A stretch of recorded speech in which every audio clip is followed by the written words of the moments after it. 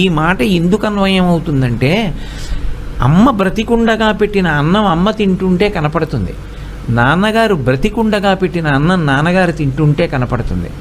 శరీరం విడిచిపెట్టేసిన తర్వాత పెట్టిన అన్నం అమ్మకి వెడుతోందని, శరీరం విడిచిపెట్టిన తరువాత విడిచిపెట్టిన నీళ్లు తండ్రి గారికి వెడుతున్నాయని దేని చేత విశ్వాసం పొందాలి అంటే ప్రమాణవాక్కు చేత. ఏది ప్రమాణం? శాస్త్రం ప్రమాణం. తస్మాత్ శాస్త్రం ప్రమాణంతే కార్యాకార్య వ్యవస్థితౌ. కొన్ని కంటికి కనపడవు కానీ జరుగుతాయి.